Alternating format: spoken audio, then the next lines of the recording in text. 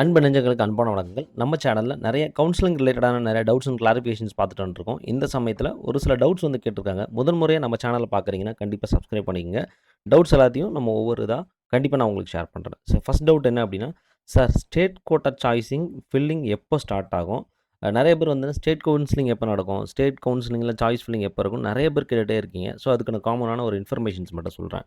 இப்போ நேத்தைக்கு கூட ஒரு கமெண்ட் பார்த்துருந்தேன். சார் நான் வந்து சென்னையில உள்ள directorate of Indian medicine and ஹோமியோபதிக்கு கால் பண்ணியிருந்தேன். கால் பண்ணிட்டு இந்த மாரி கேட்டப்போ, கவுன்சிலிங் வந்து செப்டம்பர் 1 வீக்லன்னு சொல்றாங்க சார். அ அது வாய்ப்பு இருக்குமா? அப்படின்ற மாரி நெறைய பேர் சொல்லியிருந்தாங்க. அதில கமெண்ட்டே குடுத்துருந்தாங்க. கேட்டுட்டு சொன்ன மாரி, இந்த மாரி இன்ஃபர்மேஷன் குடுத்தாங்க சார். செப்டம்பர் 1 வீக்ல இருக்கும் அப்படின்ற மாரி. ஸோ, அந்த கணக்கு அவங்க சொன்னது, அதாவது நம்மளுடைய ஏஐசியோட ஃபர்ஸ்ட் ரவுண்ட் முடியிற டேட்டுன்றதும், அந்த செப்டம்பர் 1 வீக்கும் அப்படின்றதும் கரெக்ட்டா மேட்ச் ஆகி வரும். ஸோ, அந்த சமயத்தில இருக்கும் அப்படின்ற மாரியான இன்ஃபர்மேஷன்ஸ நெறைய பேர் சொல்றாங்க.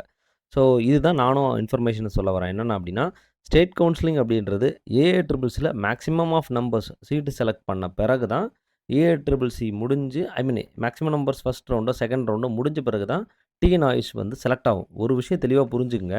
அதாவது கம்ப்ளீட்டா முடிஞ்சா தான் ஆஸ் யூசுவல் உங்களுக்கு வந்து ஸ்டார்ட் ஆகணும்.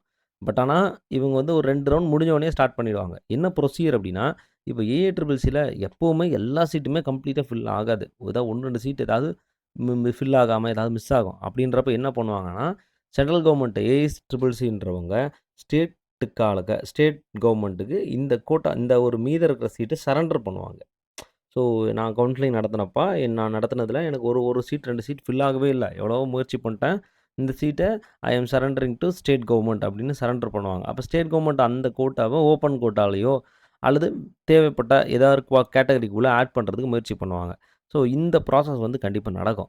ஸோ, இது நடந்து முடிஞ்ச பிறகு தான் ஸ்டேட் கவுன்சிலிங் ஸ்டார்ட் ஆகுறதுக்கு வாய்ப்பு இருக்கு. பட் இங்க என்ன பண்றாங்க அப்படின்னா, கொஞ்சம் வந்து இயர்லியராவே ஒரு 2 ரவுண்ட் முடிஞ்ச உடனே ஸ்டார்ட் பண்ணிடுறாங்க. 3 ரவுண்ட் முடிஞ்ச பிறகு தான் ஸ்டார்ட் பண்ணா தான் ஓரளவுக்கு 3 ரவுண்ட் 2 ரவுண்ட் முடியிறப்பவே ஒரு 90% சீட் வந்து கம்ப்ளீட் ஆயிடும். மீதெல்லாம் லாஸ்ட்ல இருக்கிற மீத சீட்டு அந்த மாரி தான் ஃபில் ஆகுமே ஒழிய, கம்ப்ளீட்டா அது டிஸ்டர்ப் ஆகாது. இன்கேஸ் அந்த ஸ்டூடண்ட்டுக்கு ஸ்டேட்ல தான் கிடைக்கிறதுக்கு வாய்ப்பு இருக்கும். அவங்களால அந்த கவுன்சிலிங்க பார்ட்டிசிபேட் பண்ண முடியாம இருக்கும். இந்த மாரியான நெறைய பிரச்சனைகள் வர்றதுனால, பொதுவா ஸ்ட ஏஐசிசின்றது முடிஞ்ச பிறகு ஸ்டேட் கவர்மெண்ட் ஸ்டார்ட் பண்ணா கொஞ்சம் நல்லாருக்கும். அப்படின்றது என்னுடைய கருத்து. மேக்ஸிமம் அவங்க ரவுண்ட் 2க்கு பிறகு ஸ்டார்ட் பண்றதுக்கு தான் வாய்ப்பு அதிகம். ஏன்னா ரவுண்ட் 1ல பண்ண மாட்டாங்க. ஏன்னா நெறைய பேர் ரவுண்ட் 1ல வந்து இது பண்ணிட்டு, ஸ்டேட் கோட்டா ரவுண்ட் 1 முடிச்சுட்டு என்ன ஒரு சில சமயம் போன டைம் நடந்தது. ரவுண்ட் 1 பண்ணிட்டு, ஸ்டேட் 2 கவுன்சிலிங் மிட்ல நடந்துச்சு. ஸ்டேட் கவுன்சிலிங் நடுவுல நடந்தது. அப்ப ரவுண்ட் 1ல இது வேண்டான்றவங்க ஸ்டேட் கவுன்சிலிங் அட்டெண்ட் பண்ணி, அதுல போனவங்க போயிட்டாங்க. அப்ப ரவுண்ட் 2 வந்து பார்த்தீங்கன்னா, ஏஐசிசியோட ரவுண்ட் 2 அப்படின்றது உங்களுக்கு புரியும்னு நெனைக்கிறேன். அதாவது போன வருஷம் என்ன நடந்துச்சு அப்டின்னா, ரவுண்ட் 1 நடந்தது. ரவுண்ட் 1ல ஏஐசிசில ஒரு சிலவங்க சீட் எடுத்திருப்பாங்க. இப்போ ஒரு சிலவங்க அடுத்து ரவுண்ட் 1 முடிஞ்ச உடனே ஸ்டேட் கவுன்சிலிங் நடக்கும். ஸ்டேட் கவுன்சிலிங் நடக்கிறப்போ, ஒரு சிலவங்க ஏஐசிசில எனக்கு இந்த இது பிடிக்கல, பாளையங்கோட்டை பிடிக்கல. நான் வந்து வேற ஏதாவது மூவ் பண்றேன். அல்லது எனக்கு நிஸ் பிடிக்கல, வேற ஏதாவது மூவ் பண்றேன் அப்டின்னு ஸ்டேட் கவுன்சிலிங்னா வேற ஏதாவது அவங்க வீட்டு பக்கத்துல உள்ள காலேஜோ அந்த மாரி எடுக்கிறதுக்கு வாய்ப்பு இருந்தது. அப்போ மறுபடியும் ஏஐசிசில 2வது ரவுண்ட்ல சீட் நெறைய வேக்கன்ட் ஆச்சு. அதனால தான் சீட்டு வந்து சார் என் மார்க்கு கிடைக்குமா? என் மார்க் கிடைக்குமான்னு கேட்கறதுனால எங்களால டிஃபைனா சொல்ல முடியாது. ஏன்னா, இண்டிவிஜுவல் பெர்சன்ஸ் ஒவ்வொருத்தவங்களும் எப்படி மைண்ட்ல நெனச்சிட்டு இருக்கிறாங்கன்றது தெரியல. அவங்க எந்த கோர்ஸ வித்ஹோல்டு பண்ணணும், எந்த கோர்ஸ வேண்டான்னு சொல்லணுன்றது அவங்களோட முடிவுல இருக்கு. அப்போ நம்ம ப்ரெடிக்ஷன்ன்றது ஆ தப்பா இருக்கும். அதனால தயவுசெய்து கீப் ஆன் ஃபாலோயிங் கவுன்சிலிங்க கரெக்ட்டா ஃபாலோ பண்ணுங்க.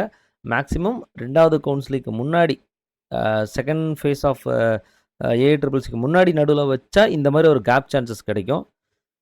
2ண்ட் ரவுண்டுக்கு பிறகு கிடைச்சா, வேற யாராலும் ஏஐசிசில எடுத்தவங்களால ஸ்டேட்டுக்கு போ முடியாது. இப்படி நெறைய ட்ராபேக்ஸ் இருக்குது.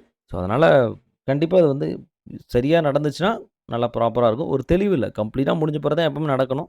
பட் ஹாஃப்லயே நடக்கிறதுனால இங்கிருந்து அதுக்கு மூவ் ஆகுறாங்க. இப்படி தான் நடக்குது. ஸோ, வேற ஏதாவது டவுட்னா கமெண்ட்ல ஷேர் பண்ணுங்க. கண்டிப்பா ஷேர் பண்றேன். Thank you very much.